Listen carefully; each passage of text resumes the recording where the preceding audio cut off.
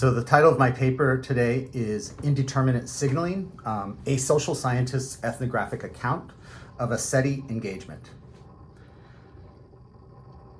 Dr. Kim Tallbear, who's an enrolled Sisseton Waipoton Ayate, or Lakota woman, and I were invited in 2018 to join a small working group of Indigenous Studies scholars to contribute a working paper to the Berkeley Search for Extraterrestrial Intelligence Research Center. The Berkeley contingency had decided to convene a 2-day listening session to learn how they might better engage various scholarly fields and academic disciplines. We were joined by Dr. Sonia Adelaide, an Anishinaabe woman from the University of Massachusetts Amherst, and Dr. William Lempert, a settler like myself from Bowdoin College. The four of us were invited by an advanced graduate student in MIT's History, Anthropology, and Science and Technology Studies program by the name of Claire Webb. Many of you may know her. Webb was researching how the search for extraterrestrial intelligence, hereby called SETI, defines intelligence and their development of research methods. Now, I must accentuate that we were not engaging SETI, which is, as you probably know, an amorphous collection of astrophysicists and aeronautical engineers, but rather we were only dealing with a subsection of that group responsible for what's called breakthrough listen, which focuses squarely on the push to signal toward and receive signals from ETs, broadly conceived. With $100 million in funding, Breakthrough Listen represents the most well-funded and geographically expansive search for extraterrestrial communication, drawing from telescopes in both hemispheres to scan the entire 1 to 10 gigahertz range. They infrequently host meetings where they listen to Earthlings from other scientific disciplines. Under the rubric of a Native Studies working group, one of 5 working groups that were invited to share our disciplinary perspectives with Breakthrough Listen, the 4 of us Native Studies scholars began engaging each other on a shared conundrum. How could we possibly offer substantial and reasoned contributions to fields and a mission that has seemingly had little regard for the humanities or the social sciences or the arts, and in particular Indigenous studies, critiques of settler science? With the time allotted between our invitation and when we were to develop a working group statement, which represented a field that's incredibly vast, like Indigenous studies, we would not have the time to engage the history, the publications, the representations, or the practices of SETI. Its larger institute, of course, as well as its various members' work. I mean, it's really a loose collection of affiliated scientists, as you may know. So what we did is we first wrote a 13-page rough draft that we submitted for preliminary approval, which was required, and we offered in that paper some resources and some rationale for our recommendations. And the response was that we should instead aim for no more than 3 pages. So imagine everything I just said condensed into 3 pages. I need to add an important detail that happened at this juncture. We were given a collective editorial email, and then one of the organizers wrote me separately, and he asked me to remove any and all references to contact having already occurred or even being suspected. To be clear, this is one of the reasons my Native Studies colleagues thought I might be important to this particular working group. While I had been teaching about colonialism and contact for decades, I've also been teaching about UFOs and abduction testimonies for just as long.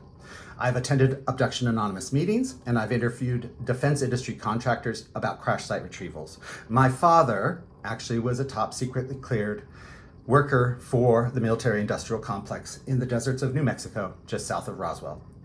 And before he passed, he sat down and gave me 3 to 4 interviews for me to use someday on a book about the defense industry's complex histories with UAP, crashed craft, and a range of projects that entail recognizing something akin to contact having begun.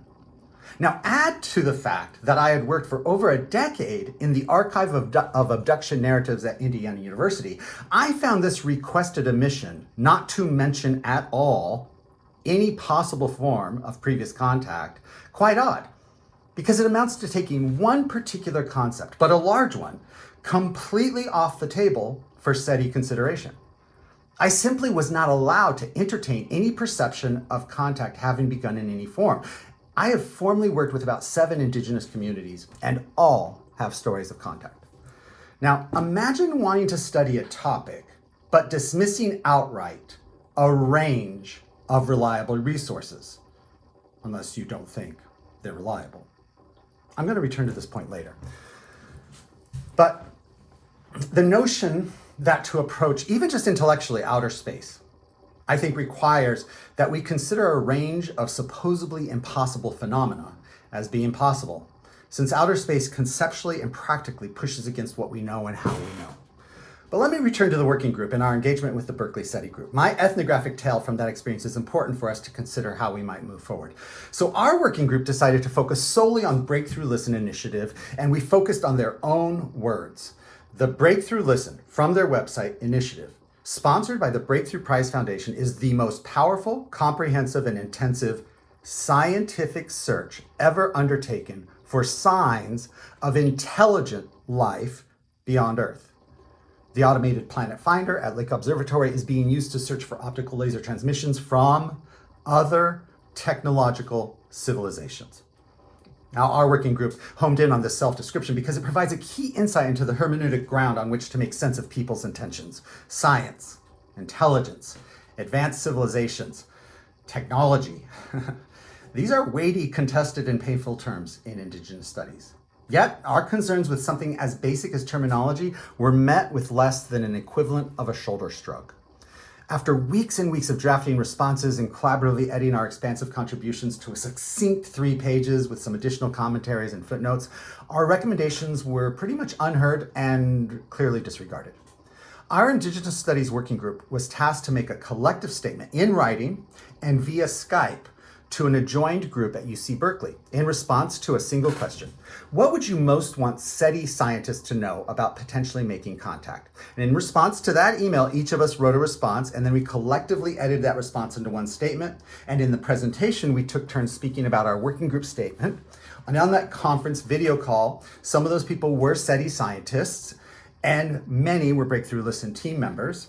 And research ethics, of course, were a key theme for our written and oral statements. Now, the 4 of us collectively felt like the group in attendance did not fully understand the value of our contributions that they had asked for in the first place. Well, I don't want to sort of give away people's identities. I will say that some people wrote us afterwards an email apologizing for how we were collectively treated. A senior female scholar from SETI wrote that she was surprised we had even remained in the meeting after seeing all the eye rolling and the majority of others mostly just staring at their phones or literally having open conversations while we were talking. Afterwards, the 4 of us were perplexed. Why ask for our perspectives and then respond with something between apathy and disregard? Was it simply to check a consultation DEI box? Tallbear expressed in a follow-up conversation, since she works in STS, that she had seen this sort of eye-rolling behavior many times before. At one point in the call, I had to ask the men to stop speaking over the women, which was a general practice in that 20 minutes. For allegedly being a group focused on communication, the 4 of us felt that listening ethically might not be their strong suit. Another incident justifies this impression. One of our working group members happened to be in Berkeley, while 3 of us were presenting on Skype.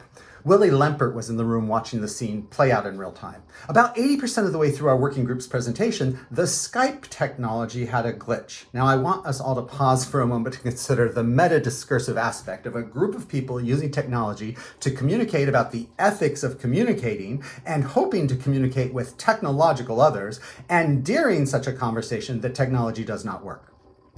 Now, the 3 of us on Skype, we lost incoming sound and video. And we thought we were totally disconnected from the room in Berkeley. But in Berkeley, they could still see and hear us, even though they saw that our communication was lost. They quickly realized that we on Skype could neither hear nor see them, and that we thought we were no longer being viewed and recorded. Now, since we could not see them, and we were no longer being viewed and recorded, we were actually receiving an error message saying lost connection. We thought they couldn't hear us. And thus, the people in Berkeley began to see and hear what we thought was a private conversation on our end. Lempert, being present and concerned about the ethics of overhearing what clearly was intended to be private, asked that the feed be cut, or at least, hey, could they mute us? The response in the room was shocking. Leave it on. After all, they expressed, since we were talking about the conference and the same subject matter, it was relevant to the collective topics at hand. In other words, after about 10 minutes of mostly not paying attention, they were immediately interested in hearing what we had to say when we were unaware of being heard. I'll just let that sink in for a second. We have then a group of people working under the title of Breakthrough Listen who are on an intensive scientific search using the, quote, most powerful communication devices around the globe. And when presented with the option to act ethically with incredibly basic personal computer audio-video relay technology called Skype in 2018, they made the decision that they should listen in, project onto a large screen, and record what other terrestrials had thought was a private conversation.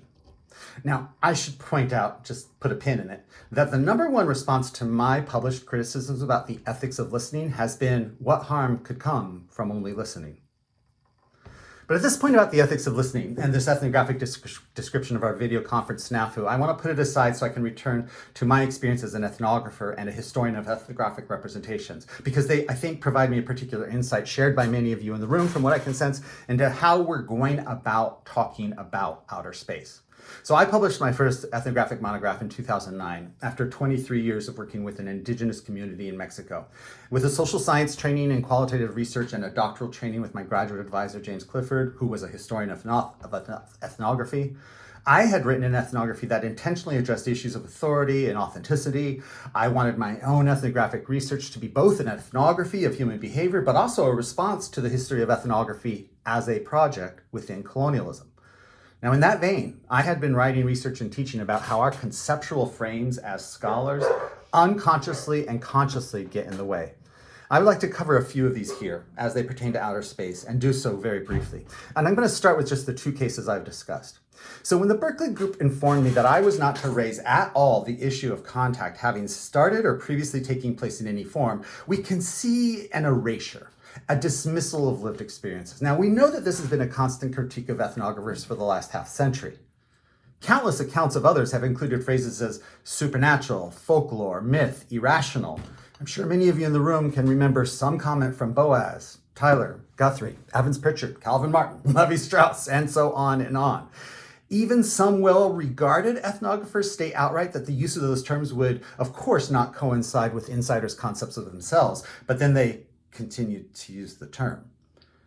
These outright dismissals of people and their knowledge-making practices have led to what Jeffrey Kripal has called taking off the table certain possible pieces of evidence regarding exoplanet life. In our work in outer space, it seems that we simply must be more inclusive. In what other field is it important to rethink what is possible? Second, our technology has been the defining limit of how we perceive and study phenomena. Few have taken Thomas Kuhn seriously that paradigm shifts happen rarely, but meta paradigm shifts happen only every few hundred years. But what is a few hundred years in the space of time or the time of space? Actually, what is time in space in general? We must consider our primary orientation, spatially and temporally, as we move to make sense of and prepare for outer space activity and presence, if we have at least regards for ethical behavior in cross-species engagements. Like other technological frontiers, the search for intelligent life in space remains framed by a hierarchical and progressivist worldview, which, conceived in human-centric categories, props up a scientific paradigm that has propelled colonialism and, to some, environmental collapse. As long as cultures have been making first contacts with people, consequences undeniably follow. In almost every contact situation with Europeans, the indigenous peoples of the Americas have suffered disease, wide-scale death, cultural disruption, and often community destruction and/or displacement. Now, because I'm speaking internationally here, I must also add that indigenous people are, of course, still living, thriving, contributing to working groups, leading academic fields. But we must remain aware that any ethnographic research in the frontiers of outer space, they're happening concomitantly with corporate endeavors and military strategies. Like colonial frontiers before, ethnographic work is in a triangulated dynamism with capitalism and nation building, something that the previous speakers in Q&A just discussed. As someone who regularly teaches about the collusion between colonialism and the history of science, I see a larger SETI worldview coming into view as incredibly human-centric, even though space exploration seems to be the one area of research to avoid human-centrism. If we articulate the search for technosignatures as a marker of intelligence, then we're doing what Enrique Dussel has called an encubrir. Instead of a descubrir, we are preparing to cover over otherness in space.